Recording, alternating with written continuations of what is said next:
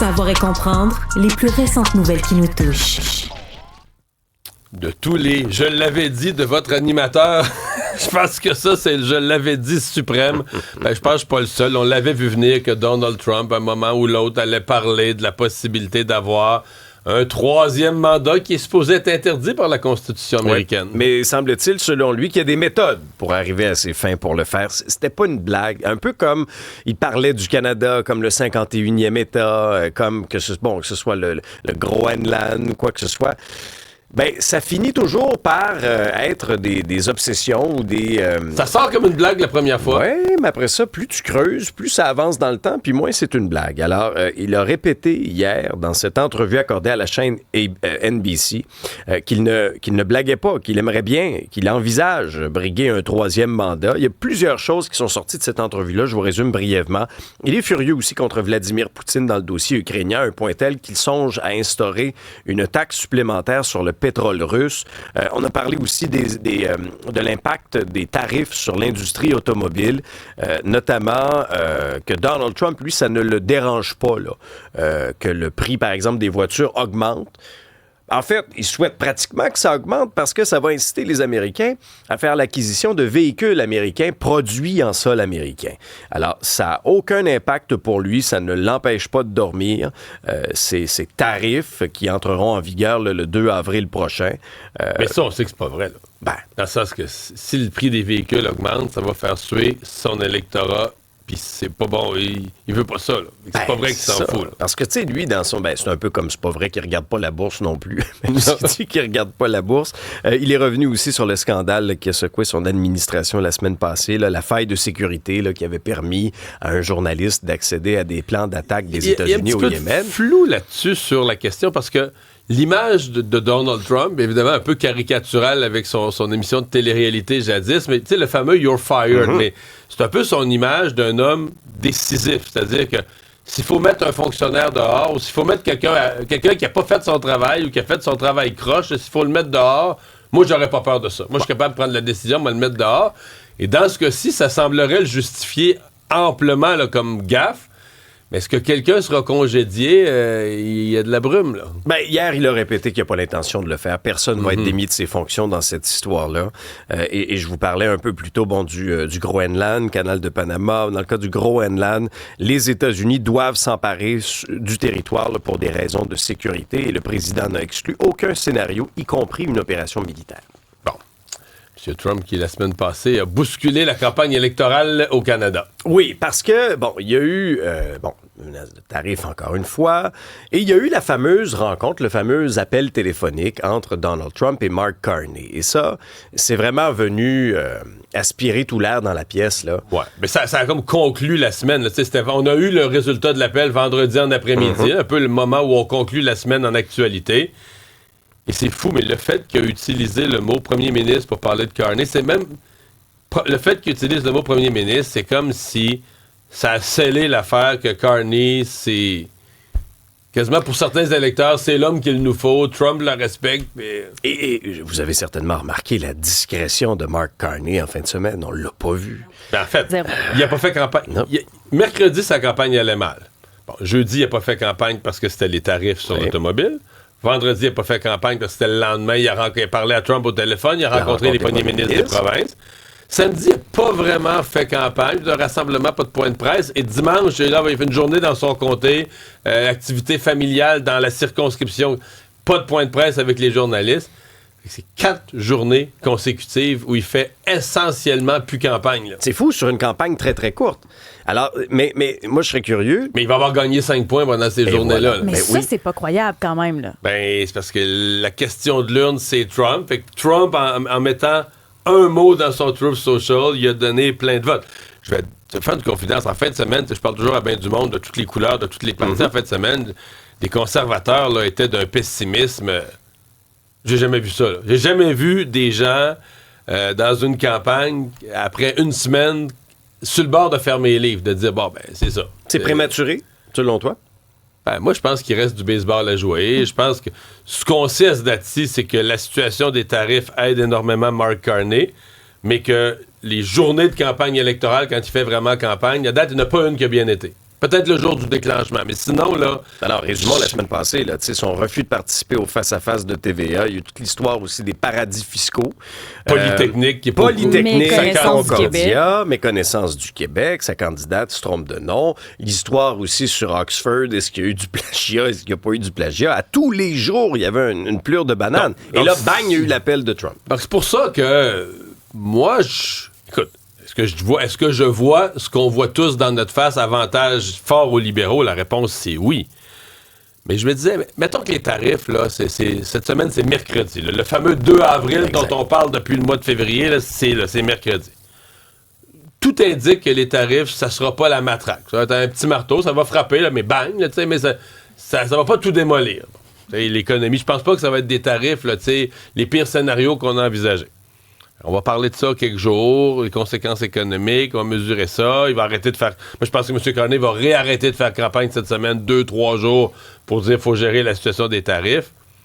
Mais mettons lundi prochain, là, le 6 avril, ça va être lundi à pareille heure. Est-ce que les tarifs, si Trump fait pas d'autre chose, annonce plus d'autre chose, tu sais à quelle vitesse les médias, on bouffe l'actualité, là, on passe d'une histoire à l'autre. Il va rester 3 grosses semaines de campagne. Et elles ne porteront peut-être plus sur Donald Trump et les tarifs. Il y aura peut-être...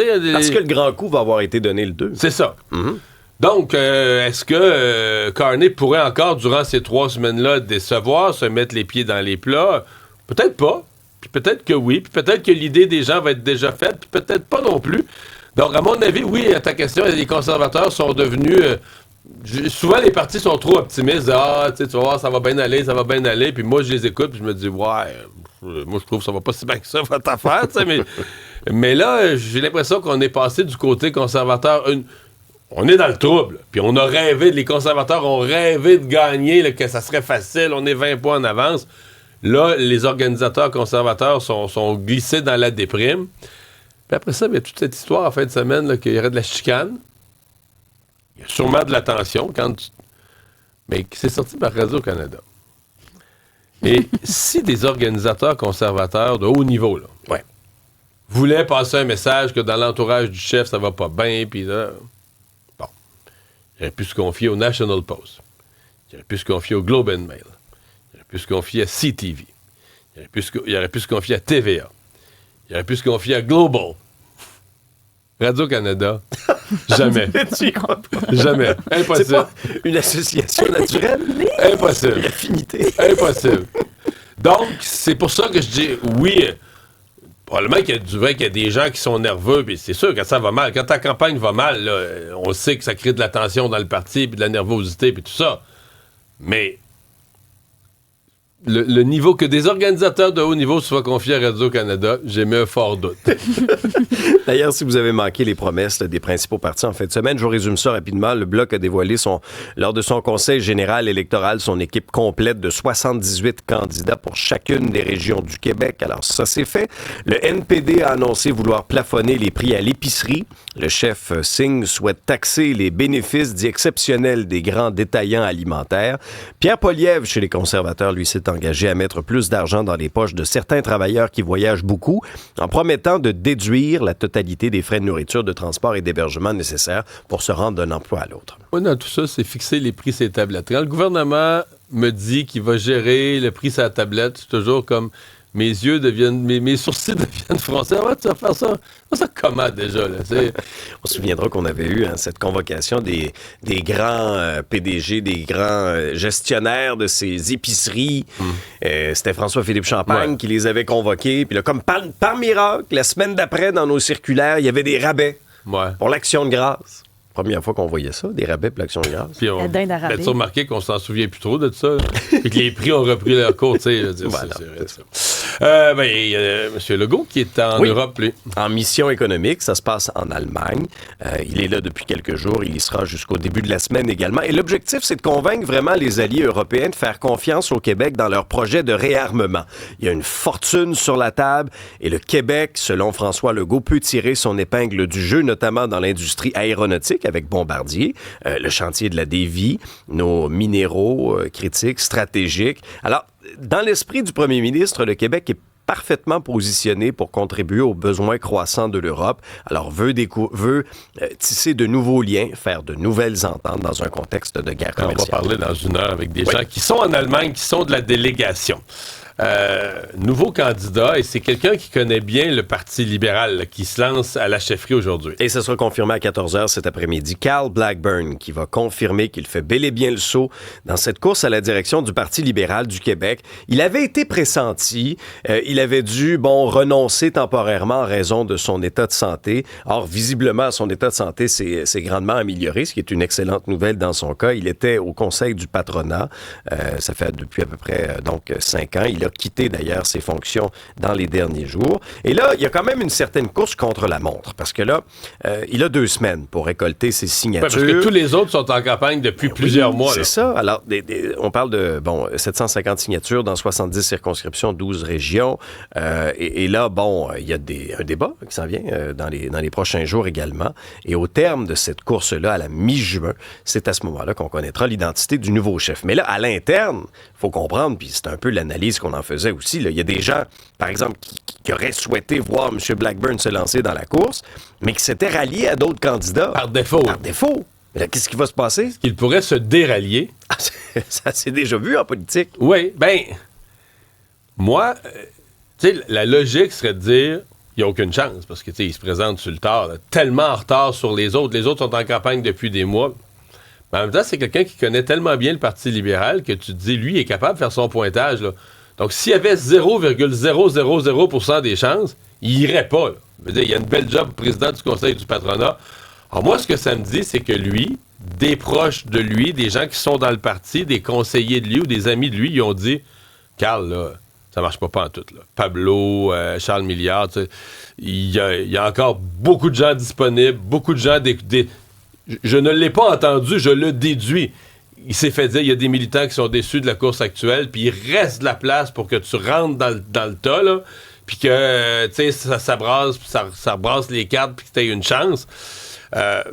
Puis en même temps, tu dis, ouais, mais la course, c'est vrai que la course, ça brasse pas beaucoup, on n'entend rien, les candidats sortent pas, c'est plus que tranquille.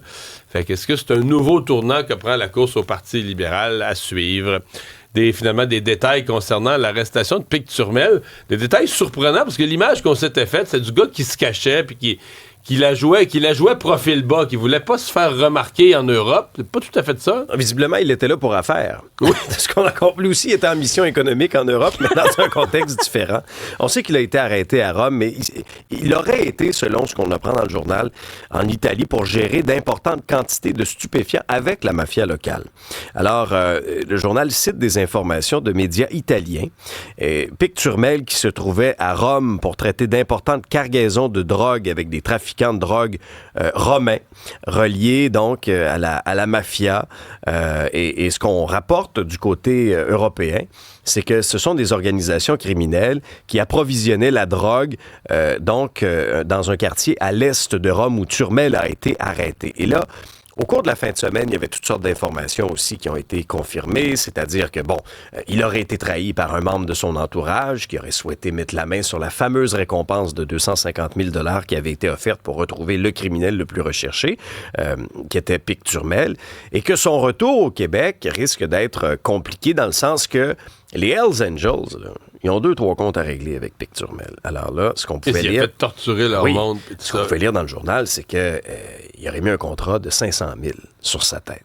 Alors là, est-ce qu'il y a des gens qui vont... Ça faisait partie des hypothèses qui avaient été soulevées. Est-ce qu'il y a des gens qui vont même tenter de se faire emprisonner, se faire arrêter, se faire emprisonner pour aller dans la même prison que Pic Turmel pour essayer de le passer quand il sera rapatrié ici, parce qu'il va devoir être jugé d'abord en Italie. Mais c'est quand même assez complexe comme retour. Il sera attendu de pied ferme selon le bureau d'enquête. Les prix Junos hier au Canada. Oui, c'était Michael Bublé qui animait ça au Centre des congrès de Vancouver. Et je vous dirais que c'est un gala qui a été signé sous une teinte politique. C'est rare qu'on voit ce genre de gala si politisé, mais Michael Bublé a donné le ton hier dans son animation. We are beautiful. We are the greatest nation on earth.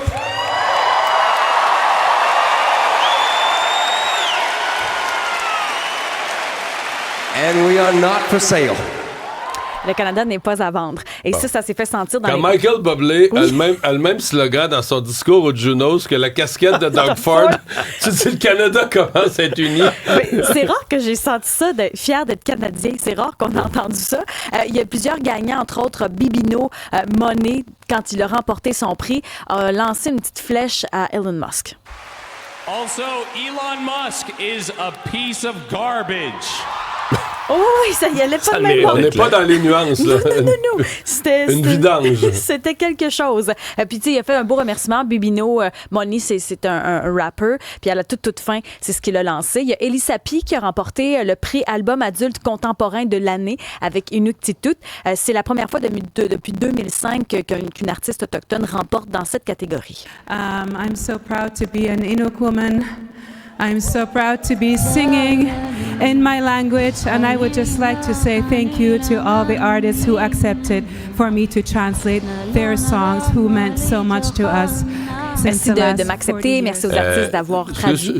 Elle avait des grosses boucles d'oreilles. Oui, c'est sa signature d'avoir d'énormes boucles d'oreilles. Ben oui, toujours. Souvent avec des motifs autochtones, mais ça, c'est les plus grosses boucles d'oreilles. Elle n'a jamais eu des grosses comme ça. J'espère que l'espèce de métal était léger parce que c'est sûr que pour ses oreilles, c'est beaucoup de poids. Mais c'est quoi, ça? 6 pouces de long? 7 pouces de long? Ça? Là, comme il faut. Là. Oui, c'est très, très long. Ça arrive juste en haut de son buste. Si vous n'avez pas l'image, des oreilles jusqu'au buste, la longueur de la boucle d'oreille en question. C'est très long, effectivement. C'est joli, mais... Je vois dans ta pupille, ben là, j'ai mal à l'oreille. Présentement, je la regarde puis j'ai mal aux oreilles. Là. Mais en même temps, la boucle d'oreille de base a l'air assez solide. Fait que, en tout cas, d'après moi, j'espère que le matériel est léger. Et Claude Pelgag, meilleur album francophone de l'année avec Abracadabra. D'ailleurs, c'est le même titre d'album que Lady Gaga. Ça, c'est très drôle. J'ai remarqué ça en fait. Il y a plusieurs Québécois aussi qui se sont démarqués. Donc, somme toute, une belle cérémonie, mais pour une fois, saveur politique. Le Canadien aussi s'est démarqué hier. On est revenu en série. On est revenu en série. Parce qu'on était sortis du portrait. Ben, pas du portrait, mais des 8 premiers. Là. Oui, puisque c'est un voyage très, très, très difficile à l'étranger. Là. Bon, on avait perdu contre Saint-Louis, souvenez-vous, perdu à Philadelphie, perdu vendredi en plus contre la Caroline. Alors là, la pression était très, très forte hier pour les Canadiens en Floride contre les Panthers. Ça va très bien pour le Canadien cette saison contre les Panthers. Une autre victoire, une troisième, une victoire de 4-2. Bon, ça a bien commencé dans le sens que Patrick Laine, avantage numérique, trouve le fond du filet. Ça fait partie des certitudes de la vie après la mort et l'impôt. Patrick Laine qui marque en avantage numérique. Mais très rapidement, après à peu près une minute après, les Panthers ont créé l'égalité. On s'en va en deuxième période. Slav marque en avantage numérique. Et même scénario se produit. Les Panthers créent encore une fois l'égalité. Là, tu te dis, on va pas encore une fois perdre une quatrième de suite. Et là, c'est Nick Suzuki qui s'est levé en troisième période. Gros match de Nick Suzuki. 1 but, 2 passes. Et c'est Gallagher qui finalement a complété dans un filet désert. Si bien qu'avec cette victoire, combinée avec aussi le résultat de d'autres matchs, le Canadien est 8e ce matin avec 77 points.